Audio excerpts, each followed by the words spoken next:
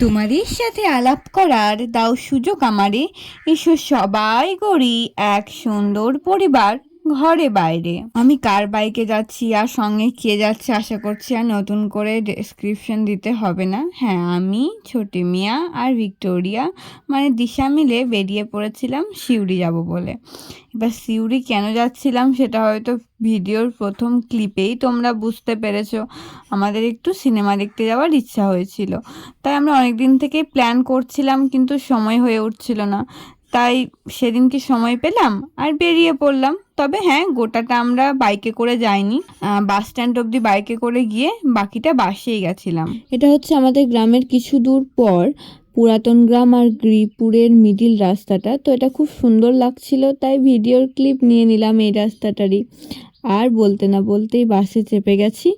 আর বাসে চেপে অনেক দূর চলে আসার পর ভিডিওর ক্লিপ নিলাম, কারণ উইন্ডো সিট পাইনি কো প্রথমে, তারপরে উইন্ডো সিট পেলাম। তিলপাড়া ব্যারেজের ক্লিপ হয়তো আমার এই ভিডিওতে এর আগে অনেকেই দেখেছো। আসলে জায়গাটা এতটাই সুন্দর, যতবার পেরোই ততবারই মনে হয় একটা করে ভিডিওর ক্লিপ নিয়ে নিই, কিন্তু ফোনের স্টোরেজের জন্য আর নেওয়া হয়ে ওঠে না। এখন যখন ভিডিও করা শুরু করেছি তাই ভাবি যে মাঝে মধ্যে আমার ভিডিওর ক্লিপে রেখে দিই, তো মাঝে মধ্যে তো এগুলো দেখতে পাবো, দেখেও ভালো লাগবে। আর মানে বাস চলছিল তাই ভিডিওটা এতটা নড়ছিল।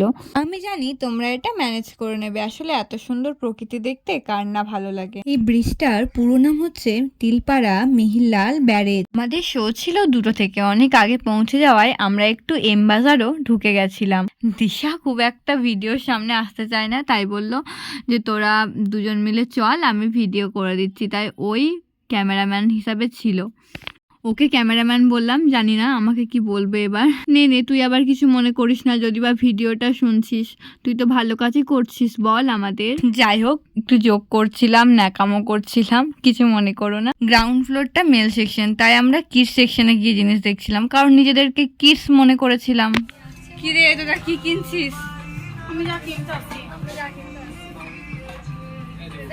আমি এখান থেকে একটা সেম জিনিস নিয়ে গেছিলাম, মানে 3 in 1, মানে একটা বোলের মধ্যেই 3টে বোল। তো ওরা ওটাই কিনছিল। শোতে ঢোকার আগে আমরা পেট পুজো করার জন্য সর্বমঙ্গলাতে চলে গেলাম, কারণ বাস স্ট্যান্ডের কাছে ওটা কাছে হয়। আর সর্বমঙ্গলতা আমার মনে হয় স্টুডেন্টদের জন্য পকেট ফ্রেন্ডলি। আমি কোনো প্রমোশন করছি না, যেটা মনে হয় সেটাই বললাম। আর আমরা ওখানে স্টার্টার অর্ডার করেছিলাম চিকেন ললিপপ, আর মেন কোর্সের মধ্যে ছিল বাটার চিকেন মশলা, চিলি চিকেন আর মশলা কুলচা। তো সত্যি অনেস্টলি রিভিউ দিচ্ছি, সব থেকে ভালো লেগেছিল চিকেন ললিপপটা। বাকি কুলচাটা একটু পুড়ে গেছিলো, অন্যদিন আরও সুন্দর করে আমি যখন আসি।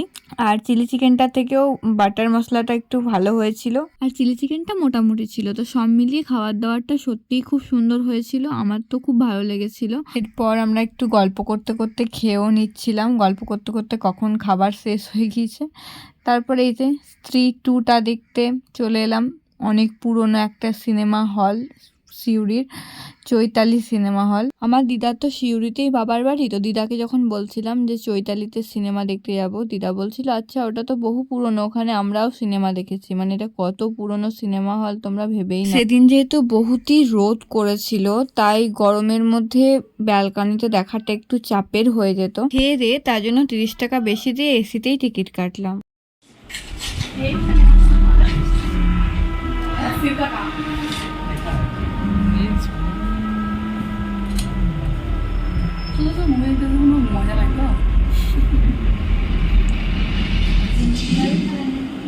हाय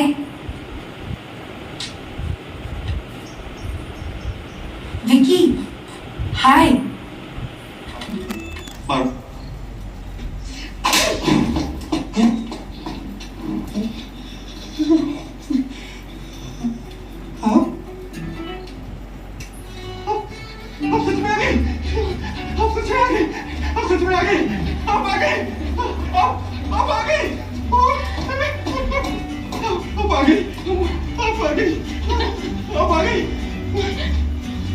हमने कितना याद किया आपको दिल से, हाथ से, और कितने दिनों बाद आई हो आप। मन नहीं है ना आज तुम्हारा? नहीं है? नहीं कोई बात नहीं। अरे प्रतिमेश को फोन कर लूंगी। क्यों? उसको भी फोन करना है। कितनी अच्छे से सुनाता है ना। मैं सुनाऊंगा ना तुम्हें। कमाल कर रही हो तुम। मैं गाऊंगा। Soft chickpea warm, chickpea little ball of fire. वाले शिले लाजे शिले लो लो लो लो लो लो लो लो लो दे दो কপিরাইটের জ্বালায় আর গানটা দিতে পারলাম না। তবে আমার একটা বড় প্রশ্ন, আমার মতো আশা করছি অনেকেরই একটা বড় প্রশ্ন আছে, সেটা হচ্ছে ভূতের মুভিতে বা এই ধরনের মুভিগুলোতে কি সবসময় রাতই হয়ে থাকে? আশা করছি এই প্রশ্নটা হয়তো অনেকেরই থাকবে। কে কে এখনো অবধি স্ত্রী 2 মুভিটা দেখোনি বা কে কে এখনো অবধি দেখে নিয়েছো অবশ্যই কমেন্টে জানাও। আর কে কোন সিনেমা হল থেকে দেখলে বা টেলিগ্রাম থেকে দেখলে বলো।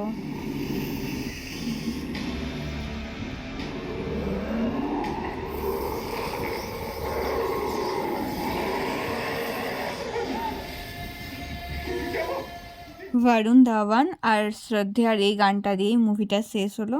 আমরাও মোটামুটি 4:30 নাগাদ মুভিটা শেষ করে বাড়ির পথে রওনা দিলাম। আসার সময় তিলপাড়া ব্যারেজের ওই দিকটা দেখিয়েছিলাম আর যাওয়ার সময় তিলপাড়া ব্যারেজের এই দিকটা দেখালাম। যেহেতু এখনও গেটগুলো খোলেনি তাই এদিকের জলটা কম, বাট দেখতে আশা করছি এদিকটাও সুন্দরই লাগছে, তাই ক্লিপটা নিয়ে নিলাম। কিছুদিন আগেই প্রচণ্ড বৃষ্টি হচ্ছিল, আবার দেখাচ্ছে বৃষ্টি হবে, কিন্তু সেদিন এতটাই রোদ আর গরম ছিল, মানে বেশ 3-4 দিন থেকে গরম পড়েছে।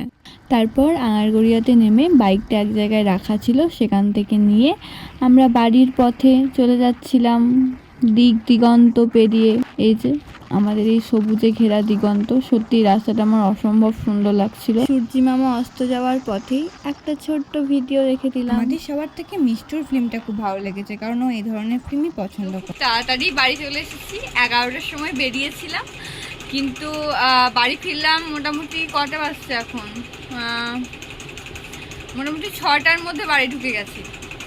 তো 4:30-এর মধ্যে শো শেষ, তারপর বাস ধরে চলে এসেছি।